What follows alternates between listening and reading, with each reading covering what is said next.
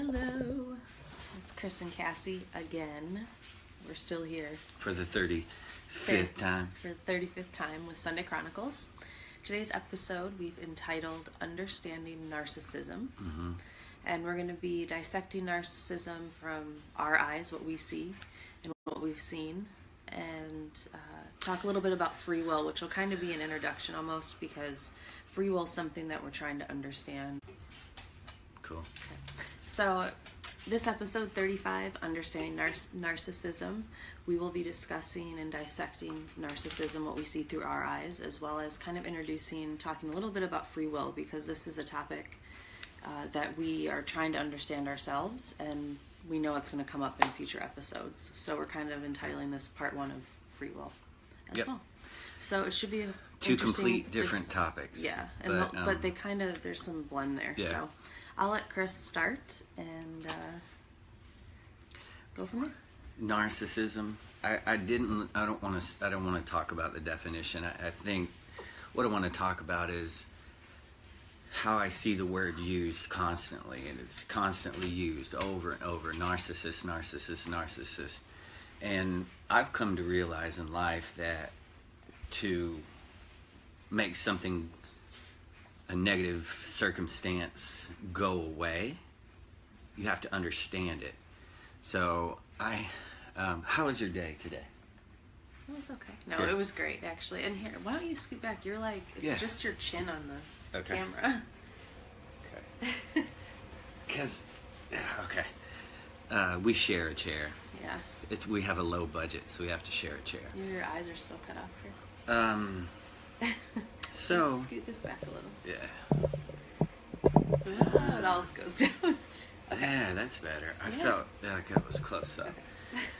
So the word narcissist, and my day was very good, actually. Thank was. you. I'm sorry, it threw me off.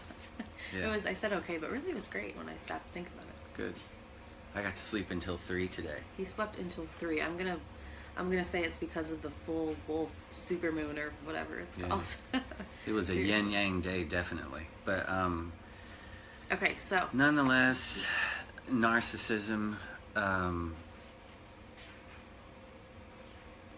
Do you have a joke? Oh boy. What does the narcissist despise most in another human being? Inner peace.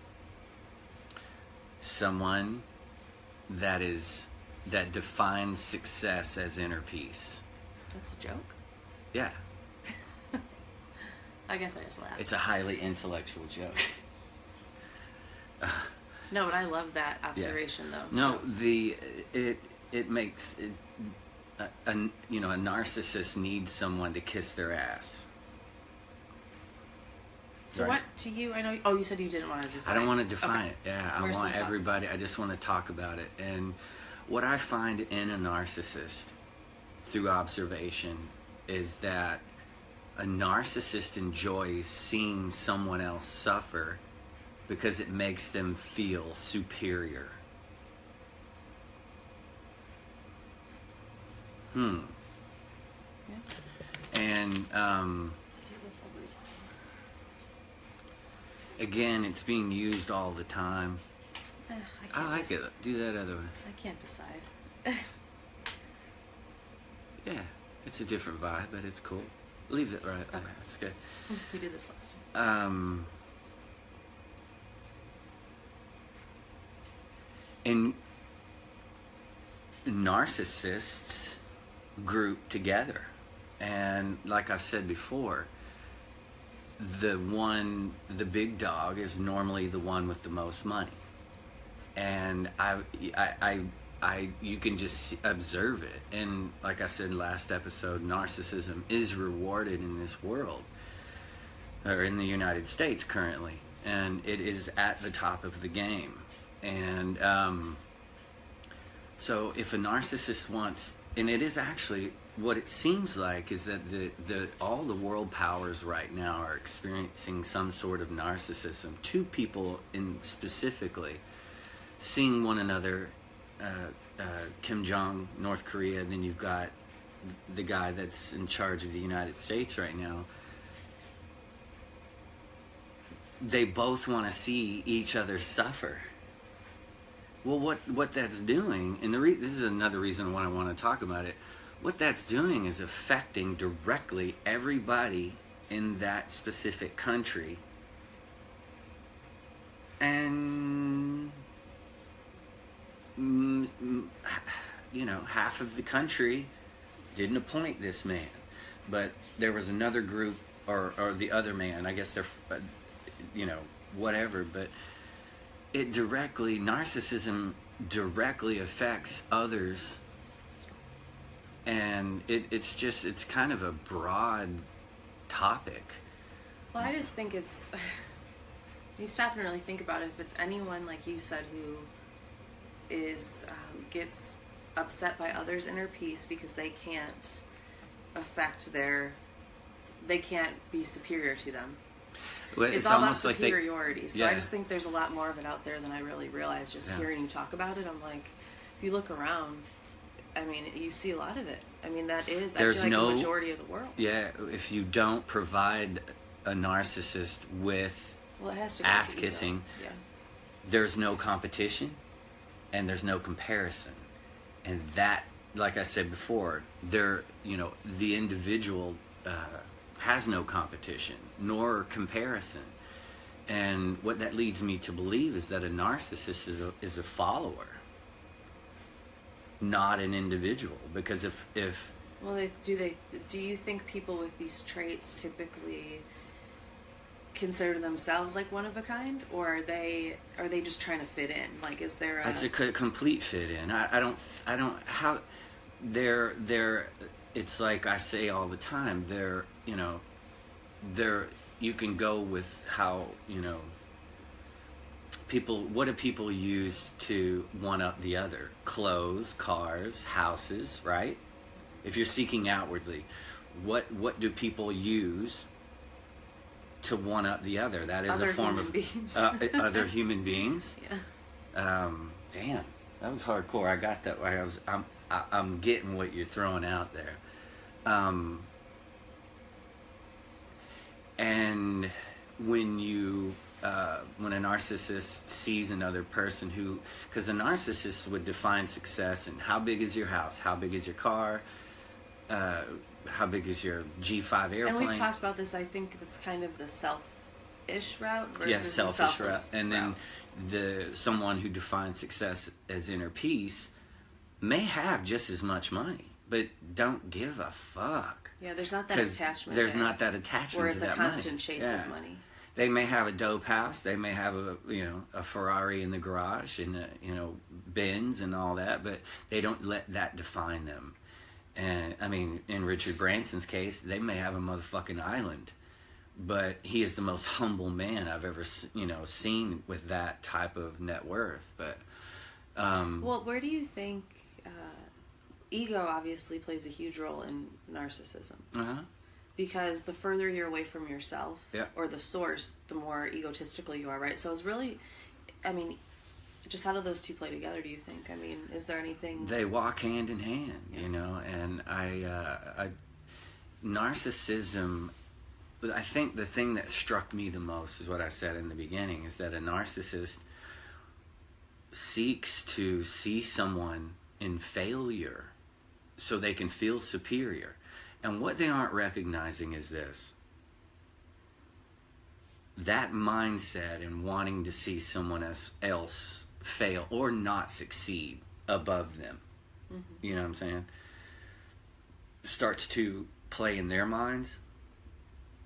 We always talk about operating out of fear. They start living in fear. Their minds and their thoughts start creating reality of fear. Yes, they manifest everything they're thinking, which is failure and fear. Because they want it for everyone what you else. Want for everybody else is what you're going to get, baby. And I'm sorry, but what I've come to realize is what karma is. Yeah. Like, it takes karma to a whole nother level or a whole nother definition. If you're wanting someone else to fail, that shit's going to eventually come around and it's going to affect you. And we always talk about awareness. Raising awareness. Check yourself before you wreck yourself. go in within, and some of that, I always say, to make these things go away, we have to discuss them and we have to face them on a personal level. But what we do with the show is that we talk about it on a, no one's forced to watch this. Thousands of people do. And what it does is it raises questions, and I love all the... And people are then seeking, I think, or at least what we're doing, just what we're doing. We're seeking understanding of these topics, of these feelings, of whatever it may be. And as you said in the very first thing of the episode, with understanding comes inner peace. And comes harmony. Yeah. And what I also see... No fear. There is, with narcissism, is disharmony. We always talk about that. We look at the planet right now. It's a perfect example. The planet is in disharmony, and it's gotten so... But everything had to be pushed out to the surface so it can be wiped away. Mm-hmm. It's no longer got its claws on it. It's out in the open, wide out in the open. I like that visual. And so, and then pretty soon here, quickly, somebody's going to take some Windex and start wiping everything down. New Earth appears. And then at that point, that is going to be a significant time of the shift of consciousness that we always talk about. But narcissism is very prevalent in the world, but it being rewarded, it has made it sustainable. And everything, if you look at everything, the media, everything feeds narcissism. Everything, it's crazy. I watched Mike Pence give Donald Trump a "Thank you, Mr. President" thing the other day that almost it was very terrifying to watch a grown man kiss another grown man's ass like that, and all these other grown men sitting around nodding their head as if they were wishing they were saying it. And well, it's all about one-upping. It's all about I'm part of what's seen as number one, and you lose people. I think on any level you lose yourself because you're not even looking at yourself, because you're trying to just one-up everyone else. So as every talk, I think we say, it all begins with not only awareness and understanding, but it's individuals. I think what keeps narcissism at bay is looking within, because it's that external, and like I said, grabbing onto the material. When they see somebody, their definition is how much more of this do I have than you. A person that has an inner peace is the objective of life, or the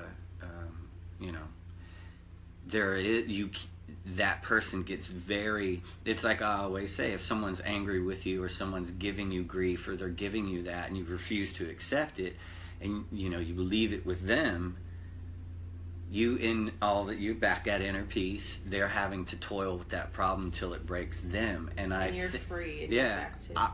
I think that we can do that as a culture.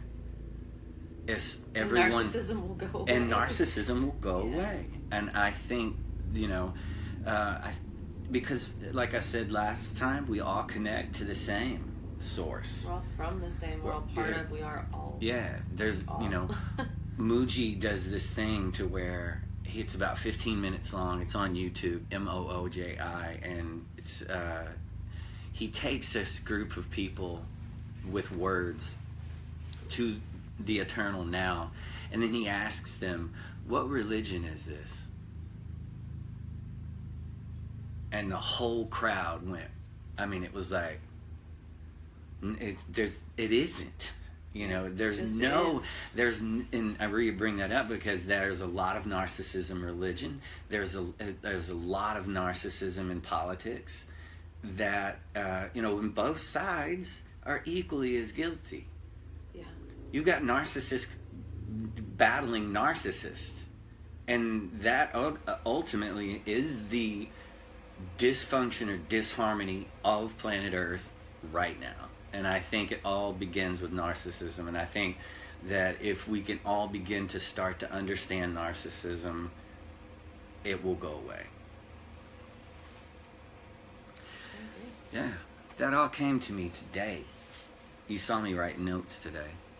It was But lastly, what I want to discuss is free will, and there really is no segue on this one. It's just, well, you've been talking about free will for a long time, and we've kind of gone back and forth trying to just figure it out. I mean, I don't know. Free will. I was telling Chris, I don't know if it's one of those things, my favorite saying so far from the Law of One is, thus it all begins and ends in mystery. Mm-hmm. And I sometimes wonder about free will. Am I really ever going to understand this, or is it supposed to be a mystery? So we'll be talking about this, I think, for many episodes. Yeah, labeled it part 1, and we ask that everybody give if you're we're loving questioning the comments free will. And because it's all part of it connects people learning from and all across the world, and understanding and teach, learn, teach. That's the whole idea of the world. Mm-hmm.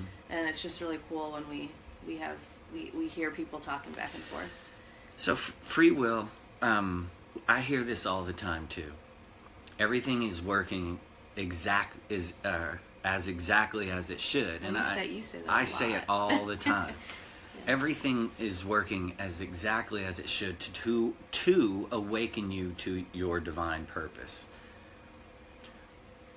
How does it know exactly what needs to be occurring to awaken you to your divine purpose? And then again, what define it? Well, are you talking about like an energy source, which is God, which is the all? Yeah. So I'm going to say that one more time. If everything is working exactly as it should to awaken you, each of us, to our divine purpose, that is before awakening, how does the it know? You're going to like this tie-in. Exactly what needs to be done to awaken you to your divine purpose. And I'm going to, before I forget, I just had an understanding right here on the show. It's because God is within. And you are creating exactly what you need to awaken yourself to the divine purpose before awakening. And you're also doing it on purpose after your awakening. I'm glad I just said it on the camera, because I'm going to have to go back and... Did you understand what I just said? I'm feeling it, but I'm not quite understanding it yet. But I feel it, though. Okay. I feel where you're coming from with that. So if everything is, I just defined it, which is us. Well, yeah. Well, one is all one and the same. I mean, We're all. Yeah. Well, because that also goes back to, is God within, is what I feel, instead of being separate, which was our couple of talks ago, which that totally tied together. Ooh, okay. I'm excited to read some of these after that. So, I think free will is a very fascinating topic anyway. So we do have free will. Ultimately, was what I just answered my own self, because we are it, and it is we. And before we even know, before an awakening, that's when you're willy-nilly trying to find your place in the universe so you can start doing your purpose. That to me brings in the whole idea of reincarnation and being out there and forgetting. It's like you go through, you forget and you come back, and then you, for whatever reason. So I think this can go really into that also. Yeah. Which is not for today's episode probably, but that gets my mind going in that direction. There's no reason to even go any further with that. Yeah. I'm going to go back and listen to what I just said, because I haven't grasped it just yet. Oh, I haven't at all, but I think I feel it though. So I feel like there's some truth there. There's something. Yeah, I felt it, and y'all got to see an understanding, which was very cool. Anyways, but I'm I thought done. That was good. I really enjoyed it. Thank you. Cool. But thank you for watching, and we will be back soon. Yep. Have a good evening. Bye.